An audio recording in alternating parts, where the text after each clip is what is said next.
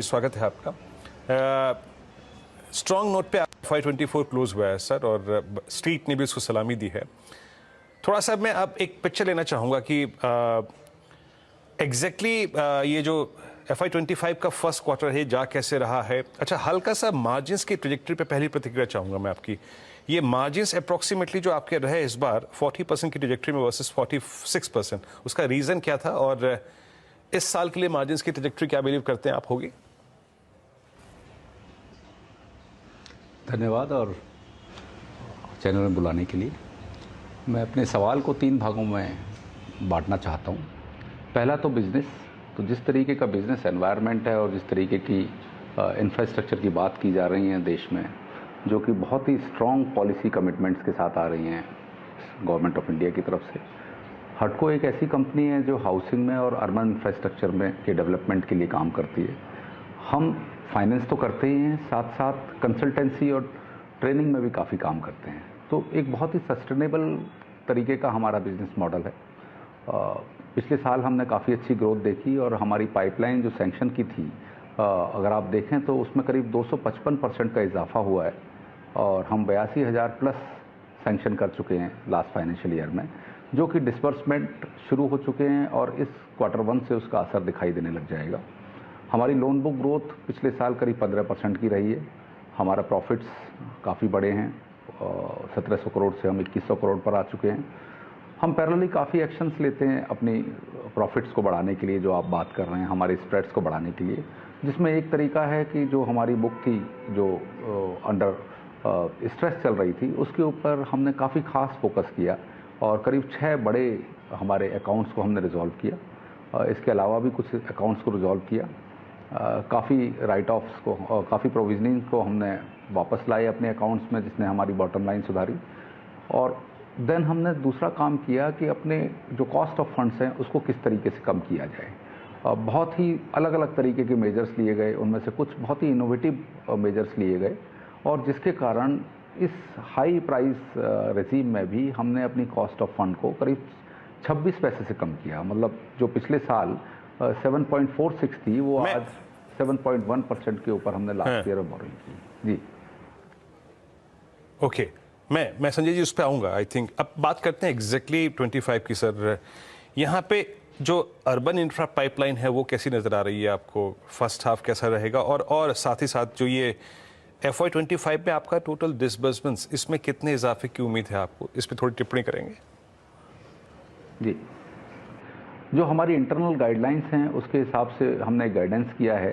जो हम आराम से अचीव करेंगे वो 32,000 से 35,000 करोड़ का डिस्बर्समेंट की हम बात कर रहे हैं। और दिस इज़ बैक्ड बाय, ये हमारी जो सैंक्शंस हैं उससे बैक्ड है ये नंबर। और क्वार्टर टू क्वार्टर बेसिस पे ये हम फाइनली रिव्यू करेंगे और इससे बढ़त ही करके लाएंगे। हमारा जो सबसे बड़ा कोशिश ये है कि जो भी डिसबर्समेंट्स हों वो क्वार्टर 1 और क्वार्टर 2 में शिफ्ट हो जाएं, ना कि क्वार्टर 3 और क्वार्टर 4 में, ताकि इस साल की इनकम में वो कंट्रीब्यूट करें। तो इस साल हम कम से कम 32,000 से 35,000 करोड़ का काम करेंगे, डिसबर्समेंट करेंगे। उसमें ज़्यादातर कंपोनेंट हम क्वार्टर 1 और क्वार्टर 2 में करेंगे। ओके, अच्छा सर, ये आपकी एवरेज कॉस्ट ऑफ फंड क्या है अप्रॉक्सीमेटली, और जिस प्रकार के आप डिसबर्समेंट की बात कर रहे हैं उसके लिए इनफ लिक्विडिटी आपके पास है, फंड रेज करेंगे? और कॉस्ट ऑफ फंड सर? देखिए, पिछले साल हमने करीब 26 पैसे कम किए और पिछले साल की जो बोरोइंग हुई है वो 7.1% के ऊपर की गई थी। इस साल भी मुझे पर्सनली, अगर हम देखें कि इंटरेस्ट रेट कम होने के इंडिकेशन मार्केट में आ चुके हैं, और अगर आप देखें कि इकोनॉमी काफ़ी चेंज हो रही है, जिस तरीके से RBI ने अपने डिविडेंड बढ़ा के गवर्नमेंट को दिया है, डेफिसिट गवर्नमेंट ऑफ इंडिया के कम हो रहे हैं, फाइनेंशियल रिजर्व्स जो फॉरेन रिजर्व्स थे वो कंटिन्यूसली बढ़ रहे हैं। इन सब से हमें ऐसा लगता है कि गवर्नमेंट की बोरोइंग कम होगी और जिसके कारण मार्केट में इंटरेस्ट रेट कम होंगे। और ओवरऑल अगर आप देखें तो RBI की तरफ से भी हमें एक इनडायरेक्ट दिखता है कि शायद सेकेंड हाफ के बाद शायद इंटरेस्ट रेट कम होने लग जाएँ। जो हमारी 35,000 करोड़ का हमने जो बोरोइंग कैलेंडर बनाया है, उसमें हम करीब करीब $1 बिलियन हम फॉरेन करेंसी से बोरो करना चाहते हैं।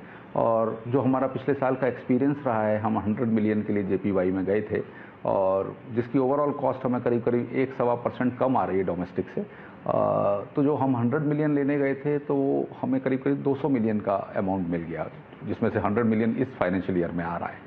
तो करीब 1 बिलियन हम इंटरनेशनल मार्केट से रेज करेंगे, वो लोन और बॉन्ड दोनों तरीके से हो सकता है। इसके अलावा हमारा जो मैक्सिमम रिलायंस रहेगा वो डोमेस्टिक बैंक लोन और डोमेस्टिक बॉन्ड्स के ऊपर रहेगा, और इसकी हम पाइपलाइन तैयार कर चुके हैं।